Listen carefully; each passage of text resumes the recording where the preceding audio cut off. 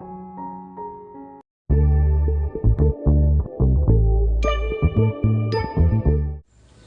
நண்பர்களே. சில ஆண்டுகளுக்கு முன்னால் என்னுடைய இணையதளத்திலே மூளையை சாட்டையால் அடியுங்கள் அப்படின்னு ஒரு கட்டுரை எழுதியிருந்தேன். அந்த கட்டுரை பல பேருடைய வாழ்க்கையில் ஒரு முக்கியமான ஒரு தூண்டுதலாக திருப்பு முனையாக அமைந்த கட்டுரை என்று சொல்லியிருக்கிறாங்க. ஆனால் சில பேர் வழக்கம் போல் தலைப்பை மட்டுமே புரிந்து கொண்டு மூளைக்கு ஏதாவது ஒரு அதிர்ச்சியை கொடுக்க வேண்டும் என்று நான் சொல்வதை எடுத்துக்கொண்டு என்கிட்ட பேசியிருக்காங்க. அந்த கட்டுரையுடைய சாராம்சம் இவ்வளவுதான். நம்முடைய மூளை பொதுவாக ஓய்வெடுக்க விரும்புவது, ஓய்வை மகிழ்ச்சியாக உணர்வது. ஏனென்றால் ஒரு காட்டில் இருக்கக்கூடிய விலங்குக்கு ஓய்வு என்பது மிக அரிதான ஒன்று. அது ஒவ்வொரு நாளும் உணவு தேடணும், ஒவ்வொரு நாளும் தன்னை பாதுகாத்துக்கணும், ஒவ்வொரு நாளும் போட்டிகளை சமாளிக்கணும். அதிலிருந்து அது கிடைக்கக்கூடிய ஓய்வு மிக குறைவு. அந்த ஓய்வு அது என்ஜாய் பண்ணுது, அதுக்கான ஒரு மனதிலே அது உருவாக்கி கொண்டிருக்கிறது. ஆகவே இன்றைக்கு வரைக்கும் நமக்கும் உடலுக்கும் உள்ளத்துக்கும் சும்மா இருந்த ஒரு மகிழ்ச்சி தான். அது ஒரு விதமான ஒரு மிதப்பை, நிறைவை நமக்கு அளிக்கிறது. ஆகவே நம்ம ஓய்வெடுக்க விரும்புகிறோம். இதே உணவுக்கும் சொல்லலாம். ஒரு காட்டில் இருக்கக்கூடிய ஒரு குரங்குக்கு புரோட்டீன் ரொம்ப குறைவாக தான் கிடைக்கும், நட்ஸ் ரொம்ப குறைவாக தான் கிடைக்கும். அதன் பிறகு இன்னும் கொஞ்சம் சுவையான மாவு பொருட்கள் இன்னும் கொஞ்சம் கூடுதலாக கிடைக்கும். அதிலிருந்து காய்கனிகள் கொஞ்சம் கூடுதலாக கிடைக்கும். இப்படி தான் அதனுடைய ரேஷியோ இருக்குது. அப்போ அதுக்கு ரொம்ப பிடித்தமாக இருக்கிறது புரோட்டீன் தான், நட்ஸ் தான். அப்போ ஒரு குரங்கை அடைச்சி போட்டு நட்ஸை நிறைய கொடுத்தா அதை மட்டும்தான் சாப்பிடாது. அப்படியே உடல் வீங்கி அசைய முடியாமல் ஆகி நெஞ்சடைப்பு வந்து செத்து போயிடும். அப்போ எது அதுக்கு பிடிச்சிருக்கோ அதை கொடுத்தா செத்து போயிடும். உடம்பு அப்படி தான். அது மாதிரி தான் உள்ளமும். உள்ளத்துக்கு எதை அதிகமாக பிடிச்சிருக்கோ நீங்கள் கொடுத்தீங்கன்னா அது ஊதி போய் அசைவற்று காலப்போக்கில் மட்கி அழிய ஆரம்பிச்சிடும். அதனுடைய இன்பம் என்பது தமோ குணத்தில் தான் இருக்கு. தமஸ் தான் அதனுடைய இன்பம். அது ஒரு வகையான மிதப்பு தான், அது உண்மையில் இன்பம் கிடையாது. இன்பங்களை இப்படி பிரிச்சுக்கலாம். 3 வகையான இன்பங்கள் இருக்கு என்று நமது மரபு சொல்லுகிறது. தமோ குணம், தேக்க நிலை குணம் அளிக்கக்கூடிய இன்பம் என்று ஒன்று உண்டு. அதுதான் சும்மா இருக்கிறதுடைய சுகம், வெட்டியா இருக்கிறதுடைய இன்பம், தின்னுக்கிட்டே இருக்கிறதுல இருக்கக்கூடிய இன்பம். எல்லாத்துக்கும் மேல ஒரு மாதிரி எதிர்மறையான விஷயங்களில் ஈடுபடுவதில் இன்பம். ஃபேஸ்புக்கில் போய் எவனையாவது டெய்லி வசப்பாடிட்டு இருந்தா வரக்கூடிய இன்பம், அல்லது ஏதாவது சண்டை சச்சரவுகளில் ஈடுபட்டால் வரக்கூடிய இன்பம், வம்பு பேச்சுகள், கோல் சொல்லுதல், புறங்கூறுதல் ஆகியவற்றில் இருக்கக்கூடிய இதெல்லாம் தமோ குணம் அளிக்கக்கூடிய இன்பங்கள். ஆனால் இந்த இன்பத்தில் தான் நம்ம பெரும்பாலும் இன்றைக்கு வாழ்ந்து கொண்டிருக்கிறோம் இல்லையா? ஒரு சராசரி மனிதனுடைய வாழ்க்கை இன்னைக்கு என்னவா இருக்கு? அன்றாட செலவுக்கு ஏதாவது ஒரு வருமான மார்க்கம் இருந்தது என்றால் எஞ்சிய நேரம் முழுக்க அவன் தமோ குணத்தில் செலவழிப்பான். சும்மா உட்காந்துருப்பான், நாள் கணக்கில் உட்காந்துருப்பான், வம்பு பேசிட்டு இருப்பான், ஃபேஸ்புக்கில் நோண்டிட்டு இருப்பான்,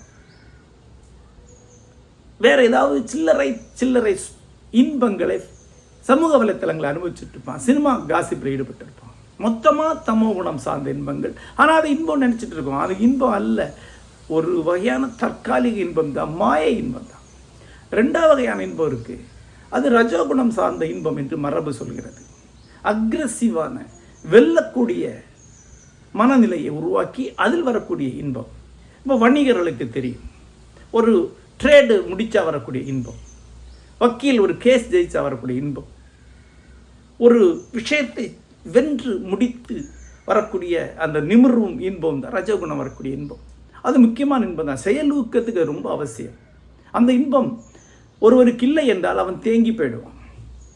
அது சாதகமான ஒரு விஷயம்தான் எந்த துறையிலும். அது எனக்கும் உண்டு.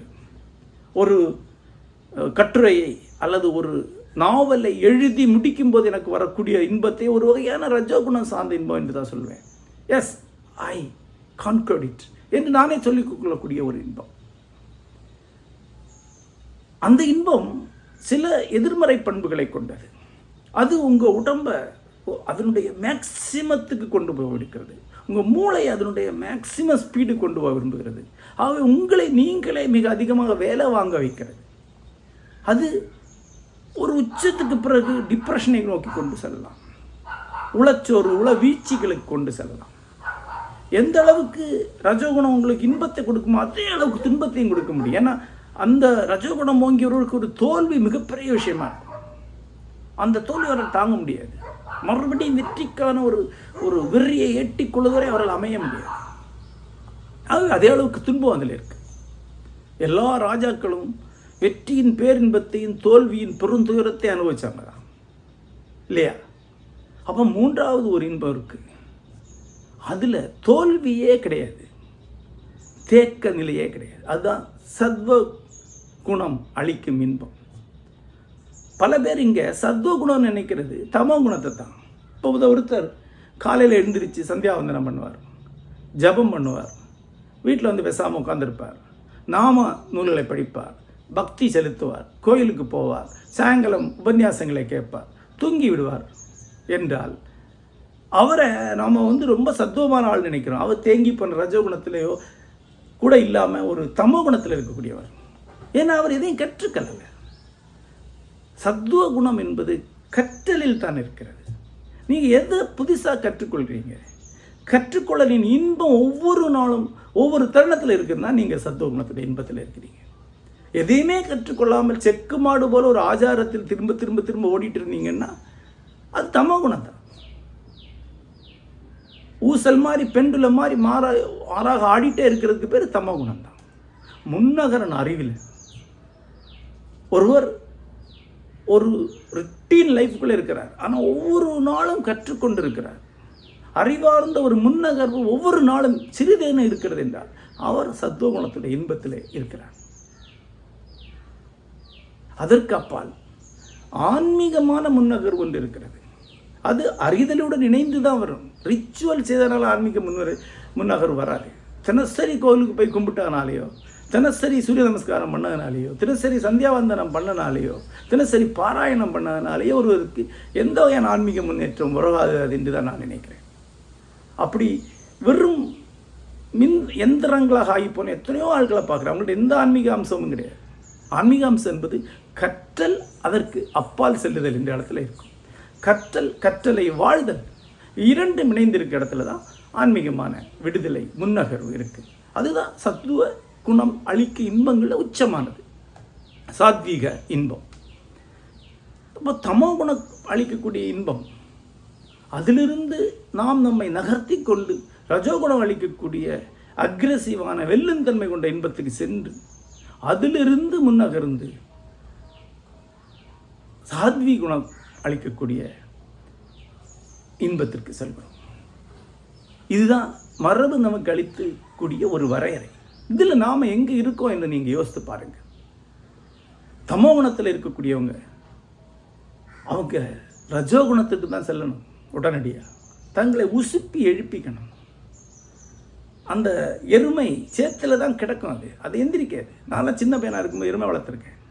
சேத்துலேருந்து எருமையை வெளியே எடுக்கிறதுங்கிறது ஒரு பெரும் பணி. பள்ளிக்கூடத்துக்கு போயிட்டு இருக்கும் 9 மணிக்கு, எந்திரிக்காது.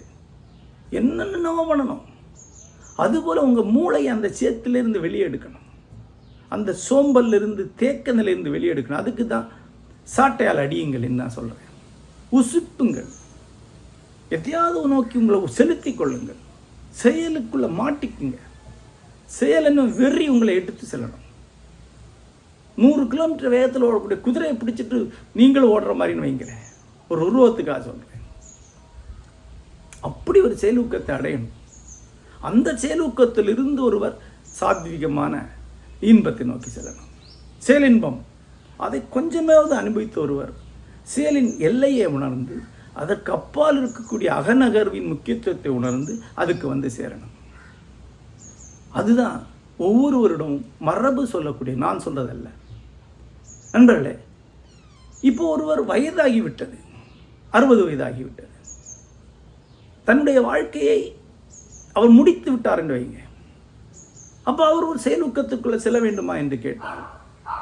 ஓரளவுக்கு என்ன செயலூக்கத்துக்குள்ளே சென்றுதான், இல்லைன்னா அவரால் சாத்வீக இன்பத்தை அடைய முடியாது. தமோ குணத்தில் நேரடியாக சாத்தியத்துக்கு வர முடியாது. தமோ குணத்தில் செயலூக்கத்துக்கு போய் அங்கிருந்து தான் சாத்திய குணத்துக்கு வர முடியும். நீங்கள் ரொட்டீனில் மாட்டிகிட்டு இருக்கீங்க, திரும்ப திரும்ப ஒன்றே செய்து கொண்டிருக்கீங்க, அகத்தில் ஒரு நகர்வும் கிடையாது, மூளையிலையும் ஆன்மீகத்திலையும் எந்த முன்னகர்வும் கற்றலும் கிடையாது என்றால் நீங்கள் செயலூக்கத்துக்கு தான் செல்லணும். பயணம் செய்யுங்க, எழுதுங்க, படியுங்க, எத்தையாவது ஆக்கபூர்வமாக செய்ய ஆரம்பிங்க. அதற்கு அப்பால் கற்றலும் தியானித்தலும் நிகழும். அது விடுதலையாகும். மூளையை இன்றைக்கு நம்ம சூழ்ந்து இருக்கக்கூடிய தமோ குணத்திலிருந்து, சமகால குளிர் சேற்றிலிருந்து விடுவித்துக் கொள்வதுதான் இன்றைக்கு ஒவ்வொருத்தருடைய இருக்கக்கூடிய மிகப்பெரிய சவாலாக இருக்கிறது. அப்போ ஒரு கேள்வி இருக்கு, ஒருத்தர் உண்மையிலேயே தமோ குணத்தில் திளைச்சி இருந்தான் என்றால் அப்புறம் என்ன குறை? ஒரு கதை சொல்லுவாங்க, பெரும்பாலும் நாரதர் கடந்து போனாங்களாம். அப்போ நாரதர் சேற்றில் ஒரு பன்றி கிடக்கிறத பார்த்து, ஐயோ என்ன ஜென்மம் இது என்று சொன்னாராம். பெருமாள் ஒரு கடைக்கண்ணால் பார்த்த உடனே நாரதர் அப்படியே பன்றியாகி மாறிட்டார். அப்படி ஒரு முழு வாழ்க்கையை அவர் பன்றியை வாழ்ந்து கொண்டிருக்கும் போது அவருக்கு தெரியாது பன்றியின் வாழ்க்கை அவர் நாரதர்ன்றே தெரியாது. அப்போ அவர் மண்டைக்குள்ளே பெருமாள் மறுபடியும் தோன்றி, நாரதரே இப்போ பன்றி வாழ்க்கை என்னன்னு உங்களுக்கு தெரிஞ்சிருக்கும், வாங்க திரும்ப சொர்க்கத்துக்கு என்று கூப்பிட்டாராம். அப்போ பன்றியார் நாரதர் சொன்னார், என்னத்துக்கு வரணும்? என்னுடைய சேர் நல்ல குழுகுலுன்னு இருக்குது, எனக்கு 12 மனைவி இருக்காங்க, திங்கிற மலினங்கள் என்னை சுற்றி நிறைஞ்சிருக்கு, இதுக்கு அப்பால சொர்க்கத்தில் என்ன இருக்குது அப்படின்னு கேட்டாராம். தமோ குணத்துடைய ஆற்றல் அப்படி அத்தகைய. அப்போ ஒருத்தர் அதில் உண்மையிலே திளைத்து வாழ்ந்தார் என்றால் அப்போ அவரை எதுக்கு கஷ்டப்பட்டு செயலூக்கத்துக்கு கொண்டு வந்து செயலூக்கத்திலிருந்து அப்புறம் சாத்தியமான இன்பத்தை கொண்டு வரணும் என்ற கேள்வி எழலாம். ஆனால் அதுக்கான பதில் ஒன்று இருக்கு. ஆத்மா ஒருபோதும் தமசில் மூழ்கி இருக்க முடியாது. ஏன்னா அது ஸ்வயம் பிரகாசம் என்று சொல்லப்படுகிறது. தன்னை தானே வெளிப்படுத்தி கொள்ளும் தன்மை கொண்டது. அது ஒரு சுடர் போல. அது சுடர் ஒளியிலிருந்து பிரிக்க முடியாது, அது ஒரு சுடர் தான். ஆகவே தமோ குணத்தில் மூழ்கி நீங்கள் இருந்தீங்கன்னா உங்களை பற்றி நீங்களே அதிருப்தி அடைவீங்க, உங்களை பற்றி நீங்களே இரிட்டேட் ஆகிவீங்க, அதிலிருந்து நீங்கள் டிப்ரெஷனுக்கு தான் போவீங்க. 24 மணி நேரம் ஃபேஸ்புக்கில் யாரையாவது திட்டி சண்டை போட்டுட்டு இருக்கிறவங்கெல்லாம் மகிழ்ச்சியாக இருக்கிறான்னு நினைக்கிறீங்களா? இல்லை, அவங்க திடீர்னு சோர்வடைகிறாங்க. நான் போகிறேன் அப்படிங்கிறாங்க ஃபேஸ்புக்கை விட்டு, 2 நாளில் திரும்பி வர்றாங்க.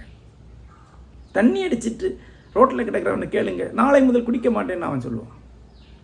எல்லா தமோ குணத்தை சார்ந்தவர்களும் அதை நினைச்சு வருந்தி இரிட்டேட் ஆகி சோர்வுற்று தான் இருக்கிறாங்க. அதை விடணும்னு நினைக்கிறாங்க.